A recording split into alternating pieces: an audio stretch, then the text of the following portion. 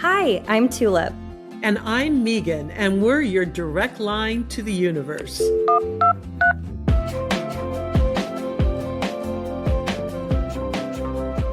Welcome to the Calling in the Universe podcast, where we dial in to explore exactly what is happening behind the scenes.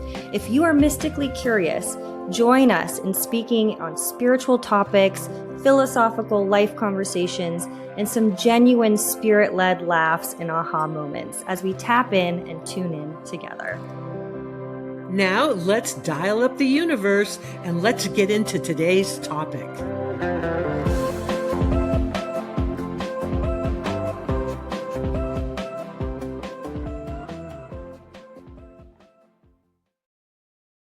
Hi, and welcome back to our next episode of Calling in the Universe with me, Tulip, and Megan, here I am. Thank you so much for listening to our first episode. If you have listened to that, we have heard great feedback, which was amazing. I heard from friends and family. It was fascinating. They also had felt that we said things in layman's terms where someone who maybe isn't totally into spirituality, we can get them into being a spiritual, curious person. So follow along for more, and we cannot wait to get into this day's episode of angelic realms, our archangels, our angels, our spirit guides. Yeah, I'm really excited to talk about this just because, I think we mentioned this in the last episode, that a lot of people right now are feeling a little bit alone or disconnected or overwhelmed. And, I'm always reminding people, clients and friends and everything, you're not alone. We are connected. And I think sometimes we're always so focused on the earth realm and the 3D reality and our days of just like getting through a day and schedules and all that we forget that we're surrounded by help and light. And so let's talk a little bit about what spirit guides are, right? And like you mentioned, spirit guides to me, and I'll be curious to see what you have to say, Tulip, come in many, many different forms, right? Yes, angels can be spirit guides. Archangels can be spirit guides. And I believe that our spirit guides, angels, they're connected to us before we're born. I mean, I think that we make agreements to have these helpful friends. That's what I like to call them, is these helpful friends to be available to us throughout our lifetimes to really kind of light the way here. So spirit guides, in general, spirit guides can be ancestors. It could be an ancestor you never even met. It could be a relative that has passed that you were close to, like a family member, or sometimes spirit guides are, can be ascended masters, or even, I'm just going to say it, they can be aliens or extraterrestrial. I actually have a spirit guide that is an extraterrestrial that I've had with me for a very long time. And they also can be entities that have chosen not to incarnate, that they feel like they can be more useful or helpful to us from the other side. So there's a wide variety. And yes, we all have spirit guides and angels. We all do. And maybe the question, and we'll get into this, is how do you connect with them? So what do you think about spirit guides and angels? So I love what you said, because it just made my mind go, okay, which way do I want to start? Because I do believe too that we have a spirit team. And I think there are some that are, the guardians of us that come from before when we were born. But I also feel like we develop them. Like, for instance, as becoming a tarot reader, I learned so much about the angels and the guides and aliens and my ancestors. And I feel like either my consciousness is seeing them and they were always there, or I've picked some up, because there's some that I will work with depending on different things in my life too. So they're kind of like a spirit team that, sometimes you have to tag in your coach. Sometimes you have to tag in your cheerleader. You got to sometimes, tag in your grandma, you never know. Yeah. No, I love that you're bringing this idea of a team, right? Because I don't think there's just one. And I do think that they do shift and change, like you're saying, as needed, right? For example, with angels, I do feel like if we're working on something in particular, there's angels like Raphael is the angel of healing and Uriel is the angel of inspiration that we can directly call them in. And, this is another thing that I've learned in just my journey of getting to know my spirit guides is that they like to be asked for help.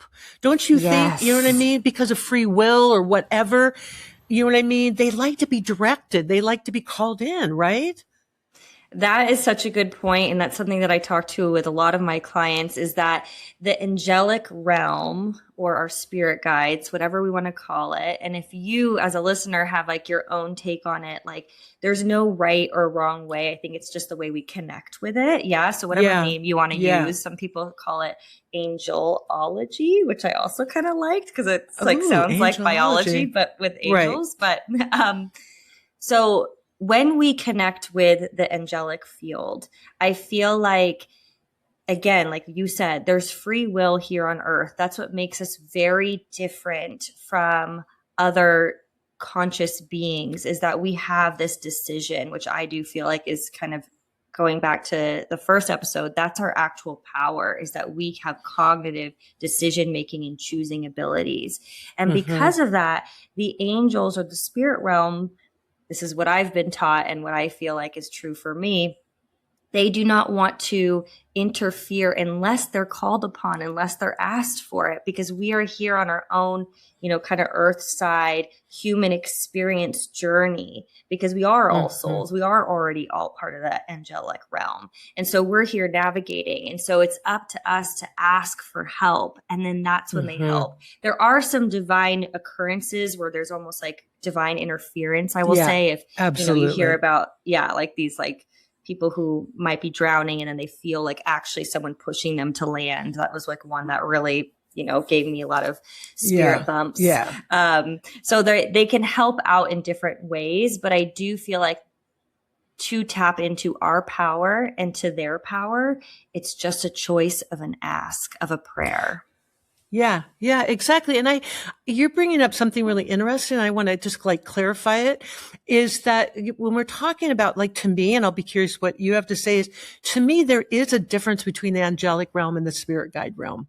To me. Ooh. And yeah. And so as you were talking, I'm like, well, this is interesting, right? So I'll just tell you what I think. So I do believe that the angels and the archangels are in a hierarchy and they're in an angelic realm, right? And I do believe that they can cross over and we can call them like spirit guides, or they might be a part or they are a part of the team, right? But I feel like the angelic realm is a realm within itself. And it's interesting because I'm currently doing a deck of angel oracle cards. And so I've been spending some time hanging out in the angelic realms, right? And kind of getting to know them, but so I do feel it's different. And then I feel like our spirit guides, our ancestors, people that have passed on, spiritual masters, like I have a huge connection with Paramahansa Yogananda. I consider him to be one of my spirit guides as a spiritual master. Like I don't know him personally, but you know what I mean? He's one of my real personally because it's soul to soul. right. But he's come to me, in my meditations and in my dreams and stuff like that. So I do feel like the angelic realm is a little bit different than the spiritual realm, right? And we may even need to talk a little bit about realms because the other thing, just to remind everybody, is there are other realms. There are other dimensions. There's energies and entities out there that are not hanging out in the 3D realm. So what do you think about that? Like spirit guides versus angels? Okay, so I feel like I'm learning something new here. So I feel like we could go deep on this, which is exciting. But this is the way that I think of it. And so let me know. But we have the 3D realm, which is like this dense realm, everything that's kind of like, made up of atoms like us, and hydrogen and all those things. And then we have the 4D realm, which is kind of where our consciousness is. That's where the collective consciousness is. That's when, we start to all pay attention to something, or we can go there in our imagination and kind of pull through some ideas and things like that. I feel like art is a great portal to access the 4D consciousness meditations. Then I could be wrong, but then I feel like there's a 5D consciousness, which is where like kind of the angelic realm is. And so our spirit team can work on all realms, but the major angelic realm of the 5D is kind of like that love consciousness. Some people call it the universe consciousness, the God consciousness. The archangels live there. Like they're some of the most, I mentioned the hierarchy, like they're very, very powerful and they're here to help humanity. So that's kind of the way that I think of it in my mind's eye. But no, I think that's exactly right. And on some level, don't you think this is all schematics? You know what I mean? I mean, I love having these conversations, and, probably everybody kind of engages or thinks about it differently. And I think we're talking about exactly the same thing. And, I'm glad you're bringing up these different realms. And, the 5D realm to me is pure love. You know what I mean? So it would make sense that, angels are hanging out there. So the other thing is, what I think is important here is how it works for you, as an individual. Totally. You know what I mean? Because these realms are sometimes very difficult to define because they do overlap, and, they do everything all at once.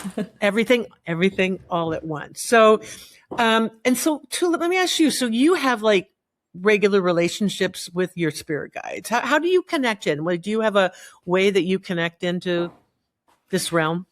Well, I think that's so cool that you have had different visitors come through to you. I would say it's actually very interesting because there's some people with different gifts, and I feel like we all have this gift, but where some people that I have seen or that I know have told me what my spirit guides look like, but I personally cannot tune into their kind of like form, but I do feel that they are there. Like I can feel them very close to me, especially when I feel like I tune in and I'm alone.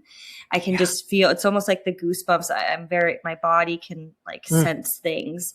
And every morning when I wake up, I pray, and it's not praying in a religious sense per se, but it's like a thankfulness. Like I am so thankful that I can see, hear, taste, and know and feel my body on this earth today. I mean, there's a lot of times where I think as a listener, we probably all know someone that has lost either their ability to walk or their ability to see or their ability to hear. And, we take so many things for granted. And so being really close to the angelic realms, like I am so grateful. Like that's what I just keep saying is like, I'm so grateful to be here.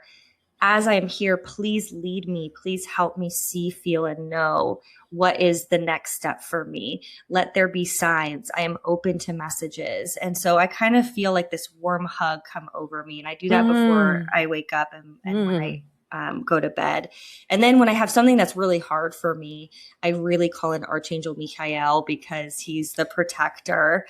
And when I go for a job interview or I go on a podcast or, I called him in today. I'm like, please help me. Please protect me. Please watch over me. Please guide me. Yeah, absolutely. And I think you're bringing something up that is really important, which is this idea of how we perceive spirit guides and angels. And oftentimes, I mean, I'm saying, I can connect into the angelic realm, but it's not always like you're seeing an angel. I mean, oftentimes it's the feeling of the presence of an angel. Or like you were saying, we all have our gifts about how we connect into energy. And I am a clairvoyant. And so one of the ways that I read and see energy is visually. So I'm a super visual person. And, you can be clairaudient, which means you hear messages. You can be clairsentient, which is this goosebump feeling energy, right? That's you. Okay. And I don't have that. You know what I mean? I don't. And so I think it's really interesting how we all connect in differently. And I know that sometimes when I teach classes in this, people are like, I didn't get anything, or I didn't see anything. And it's not always like, the angel blows the trumpet and comes down and they've got the wings. It can the be skies that part. Right? Oh, it's not always like that. I have found most usually it's quite subtle. And so when you talk about that warm hug or the goosebumps or just this feeling, and usually maybe in your heart chakra of like, someone's here. I can feel you. So you guys out there, like I always talk about, there's a term I came up with, being psychically inadequate. Like, I don't hear anything. I don't see anything, and remember, we're all perceiving differently. And also sometimes guides and angels will come in our dreams. They'll show up in a sign. You'll see a message on a license plate as you're driving in front of you. So it's not always the bells and the whistles. Agreed. And when you were kind of describing the clairsentient part, I almost felt like it's like spiritual honey. Like it feels like really warm, but also kind of subtle, but not too sweet. That's kind of how it tasted to me in my mind's eye taste, which is funny. But with signs and messages, what you were just talking about, I loved the way that you had said it, because I think when someone's like, I didn't experience the thing, or as one of my teachers says, the no thing, the nothing. Yeah. You're actually you're just at the beginning of the cosmic realm of the seen and unseen. You're like, how cells kind of have that barrier, that membrane. It's like when we actually shut off the kind of logical mind and thinking mind, or monkey mind, or human mind, the egoic mind, and we tune into the no thing, that's actually, to me, the first step of kind of wiping and clearing for them to start to come through. Ooh, I just got goosebumps. And when they start to come through, it's consensual. It's you're asking them to come through, and it can be in any way. And a lot of times with the dearly departed, it takes so much spiritual energy and electromagnetic frequency for them to send signs. Yeah. Because it's, they're not here in the 3D where they can just move something and so we have to have sometimes, I think, some reverence for when we do see a sign and we are like, whoa, that's fascinating. That's so cool. Maybe it's this. And when we start to have our, kind of belief mindset change in that way, that maybe they are communicating with us. And now I'm like, they are communicating with us. It's kind of a scale. That's going to be where the no thing becomes a colorful universe for you. As we're talking about spirit guides and angels, I like to think about it in terms of a relationship. We're having actual relationships with these entities, with the guides and with the angels. And when you start to think about it that way, it opens it up a little bit. Like if you were getting to know somebody, you would want to spend time with them. You would want to connect with them. And this is true with our guides and angels as well. So you really want to invest in these relationships and nurture these relationships and spend time in relationship with them. And then the more that you invest, the more that you do this, the more they're going to reveal themselves, or those messages are going to get clearer or stronger. But you do have to take the time to invest in it, just like you would any relationship. And, the other thing too about guides and angels and these entities is because we can't always see them, or they're not in this realm. It reminds me of this poem by Rumi. We all know Rumi, the Sufi poet. And one of my favorite of his poems is called Work in the Invisible World.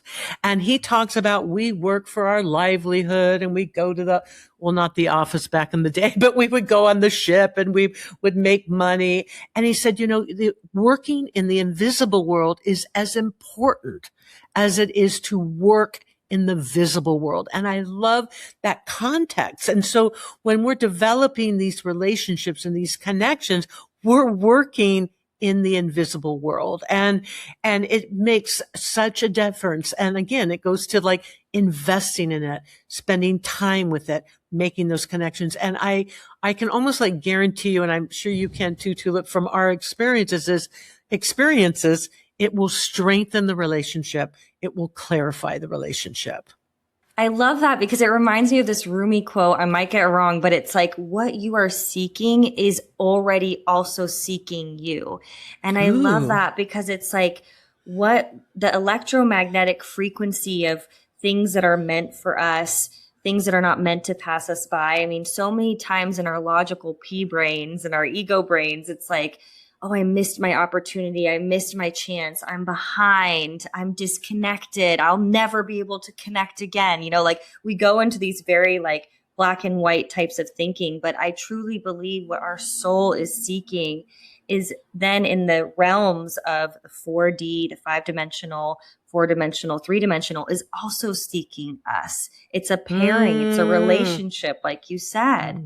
And I think that's what like Rumi was really picking up on to teach all of us. Yeah, as you're saying that, it's almost like Tulip. I want to say, oh, that's right. I forgot I'm not completely in charge. That's right. Okay. Because sometimes I think like I'm creating all of this. I'm in charge. And to some degree we are, but like you're reminding me, wait a minute. Again, we're not alone. We've got help and we're all kind of in this together. And of course, I think if there is an agenda with spirit guides and angels, it's truly to help us elevate, or give us grace in our life journeys. And, being on planet Earth, they call it, the school planet. It's just not always easy because I feel like part of the gig of being here is to learn and grow and evolve. And of course, to do that, we have to go through the trials and the tribulations and the challenges. And so when you start to think, I'm not alone and I have a team with me to help me through this, it gives you a whole different way of moving through life. I love this segue of when you have a team. So for instance, if you're having a bad day, if you're feeling really disappointed, energy is a movement. It's emotions. Energy and motions is emotions. And when we conjure up, it's like someone can walk into a room and you already know they're in a bad ass mood. Yeah. And you know what I mean? And they haven't even said anything. It's because they have conjured a lot of energy in their emoting, in their emotions. And so when that happens, sometimes it sticks to us, when someone is in a bad mood and we're around them all day and we have to sit next to them in a cubicle, like that's going to somehow glob onto your auric field. And so when I get home, that's when I start to ask the angels. I light my sage and I pull a card, me.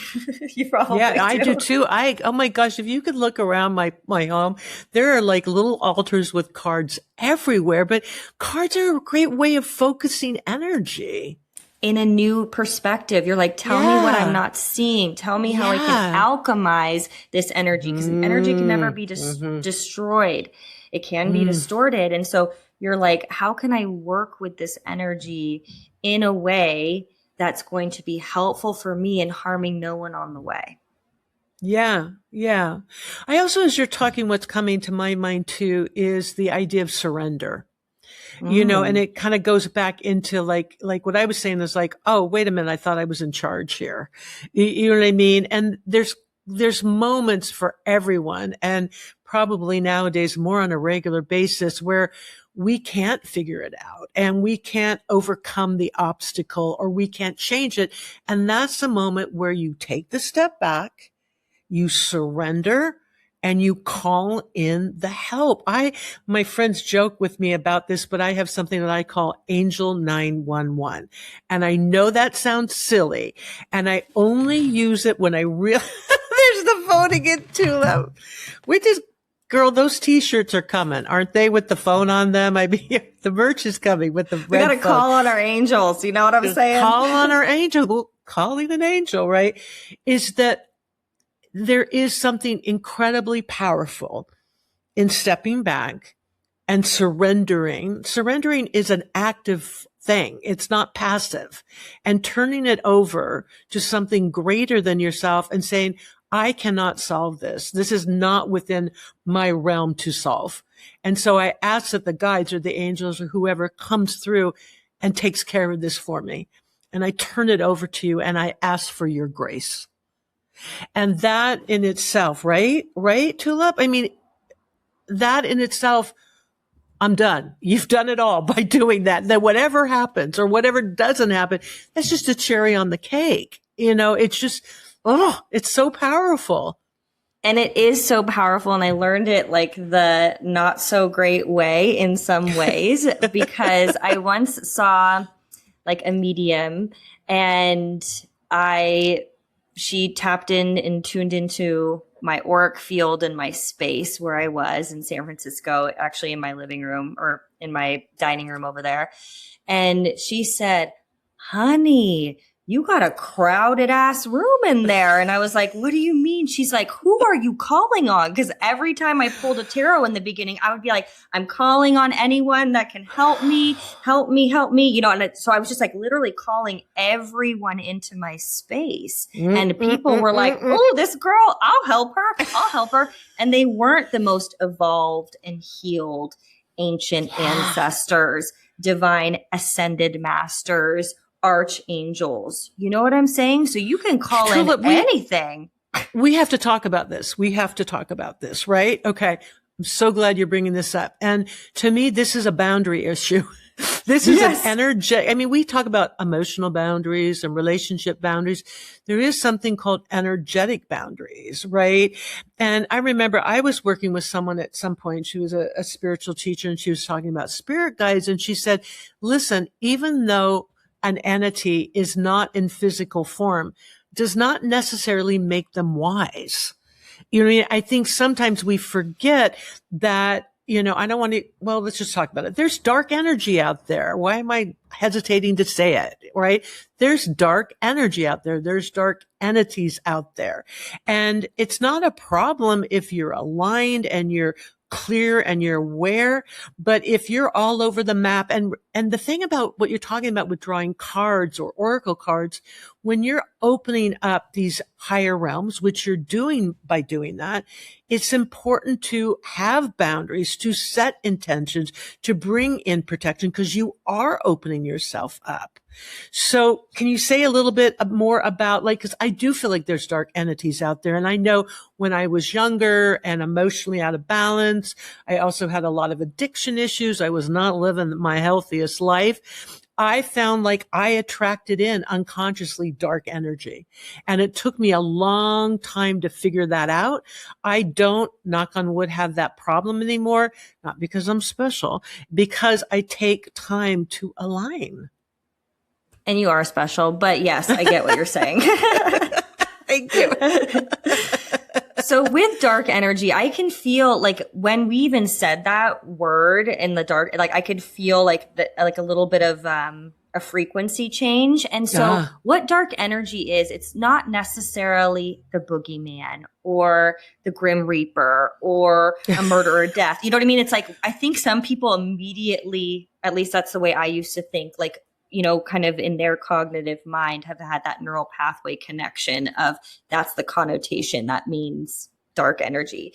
What I mean, or I would love to hear what you have to say too, is that dark energy is just a lower octave of frequency. Yeah. There's a high frequency of love, light, compassion, empathy. And then there's a darker energy, which is just a manipulation of energy, because everything really is love. And so it's just the way that we have conjured darker energies. And then they say when it's a lot of energy, then sometimes it becomes an entity. It becomes its kind of own thing, but it needs energy to continue on. And so a lot of times if you're a light being, or if you're doing light work, healing work, that's when people like really want a piece of that, and they don't mean to be like globbing onto you, but it's like, the light and the dark, they are meant to be together because that's how they alchemize, right? And so there's so many times in my healing journey where I was like, I thought I was supposed to feel love and light all the time, but I'm feeling really down. I'm feeling like, I'm taking on other people's energies and so weighted. And that's when I started to learn about darker energies, that we do have to sage. We do have to set an intention with Palo Santo. We do want to leave a crystal grid around our rooms. That's why I started to, work with feng shui. You don't have to be like a rocket scientist to learn how to protect yourself. It's what feels good in you when you feel that frequency change of like, I am protected. If you think I am protected, and that Archangel Michael, I'm calling you in now, please protect me. Please protect my auric field. And you do the little egg thing, okay? Because our auric field goes out 9 feet. So you're like, please protect my auric field. That is as fast as what it does. It doesn't have to be a whole thing. Some people think rituals and healing, they have to learn it like as if we learn biology. It is fast, it is quick, and it's a mindset, and it shifts your energy. That's what it is, at least how I think of it. Yeah, absolutely. Absolutely. I know I agree 100%. And I'm glad you're also reminding people that there's things that they can do. And at the end of the day, it can be simple. You know, I mean, when you're every day meditating and aligning and praying or whatever, that automatically sets a boundary to some degree. You know, the more present you are in your body, the more conscious you are in the moment, that in itself to me sets an energetic boundary. It's like, and the other things add to that. I think when people are unconscious, when they're not present in their bodies, it gives the energy or the dark energy or the entities a lot more opportunity to kind of get in there, if you will. Like attracts light. And oftentimes they're working off the unconscious energy. So I'm glad that we got to talk about that a little bit because it's a full spectrum. Right. And the other thing is if something's happening or you're feeling something or you're, energetically picking up on something, if it doesn't feel right, it's not right. You know what I mean? Don't turn your power over. You're in charge here. So if you're like, I got this message, but it doesn't feel right, then it's not right. And so this is spiritual sovereignty. You know what I mean? At the end of the day, you're in charge of this journey. And it's so wonderful to have these helpful friends, but you're in charge of the journey. And with that, there's a bridge between, right, the angelic realms and you here. And I think that that's also your higher self. You saying you're in charge of your journey. Yes. Yeah. Thank you, Tulip. Right. Yes. Because 1,000%. Yeah. And so, if you're having a moment, you can also like connect in with your higher self as well, which is kind of running the show.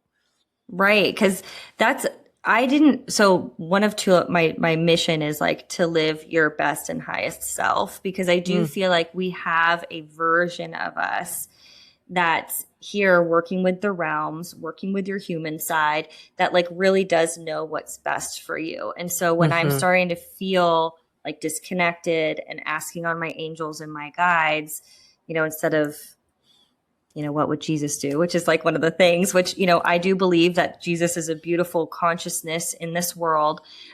You can also ask, what would my higher self do? What would my higher self ask me to do? And when you start to tune into that, I really do feel like that's for your best and highest good. And if your higher self says, get rid of this old couch, you're going to be like, I feel like I need to listen to that. I don't have to logically know why, but the spirit realms and my higher self is telling me that's why. Yeah. Yeah, that's great. I think we got to start wrapping up here. But before we do you want to just take a minute and, I think we've talked a little bit about this for our listeners that are feeling disconnected from guides, angels, spirit guides, that is, what do you do to connect in? And what I'll start, and what I would say is start with the intention. If you can, and mornings are a very powerful time, I think, when you're really getting up. So before you hop on the phone, before you, pick up the news, whatever your thing is, take a few moments, take those deeper breaths, because breath is a way of connecting in to our higher selves and the higher realms. Take that deep breath, align, and just set the intention. Like, I ask that I am guided through the day. I ask that, the universe is with me today and guides me through the day. So for me, just keeping it really simple to do that every day, you're going to start to, first of all, it aligns your awareness. You're going to start to see and notice things in a different way. And then if you're really, really wanting to connect in, then you would create meditation or a ritual where you're really lighting candles and holding the energy and really calling that experience in. That's beautiful. Yes. I mean, I think all of that, I would 100% agree. And another part that we kind of talked about last episode too is like that heart-centered frequency, what you're saying with intention. I feel like when we kind of really tap into that zone, things just magnify farther, and I don't want to say faster, but they're powerful. And it's kind of like that Care Bear, like all of us have like our beautiful, unique heart frequency. And if we can put that out there with gratitude and love surround ourselves with it first, you know, to really quiet that critical mind and then, yeah, do everything that you said. I mean, I wouldn't have been able to say it any differently. It's so beautiful. Wow. Well, I think this has been a really great conversation. I've learned a lot today, and I hope our listeners feel a little bit more connected in. And, you know, Tulip and I came up with this idea that we would end every episode in kind of a fun way, and that is to ask each other, what are you loving right now? So Tulip, what are you loving right now? Or should I ask you first? What are you loving right now? Whatever. What am I loving? You know, I was thought about this before we did the podcast, and I think, and you mentioned this earlier, what I'm loving right now is doing some art. And I've really, in the last couple of weeks, opened up some space because it's been so intense going. If you follow the astrology, there's so much going on to do some art. And I am a collage artist, and I've created art for 2 decks, a tarot deck and an angel deck. And I thought, I just need to do art for me. I just need to collage for me. You know what I mean?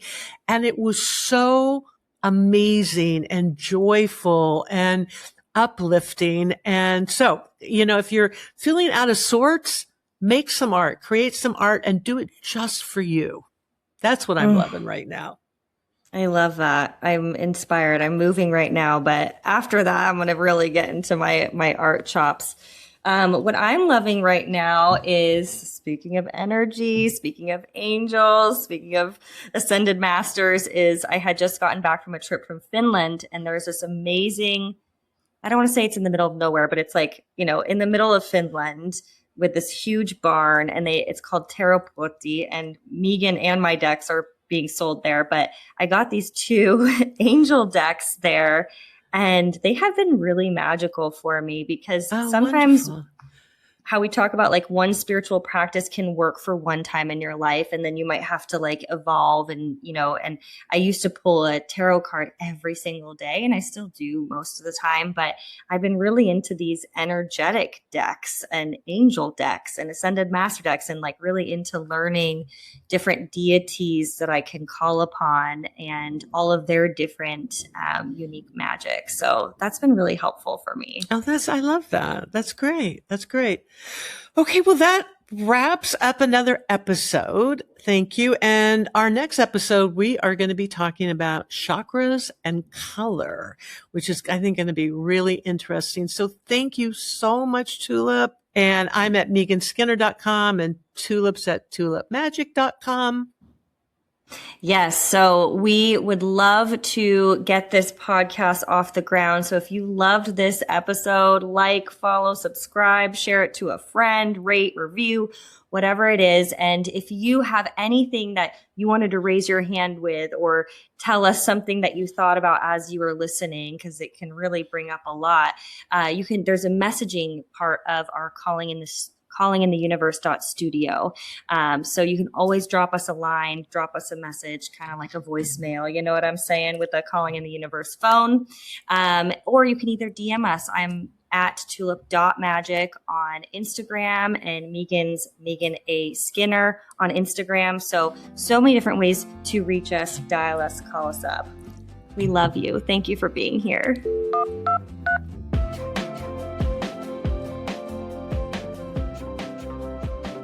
That wraps up another episode of Calling in the Universe. We want to thank our producer, Nick Patry, and also you for listening. We love building community with you. Drop us a line with a question or a topic you'd like us to talk about. Leave us a message on callingintheuniverse.studio or email us at callingintheuniverse@gmail.com. We love to hear from you.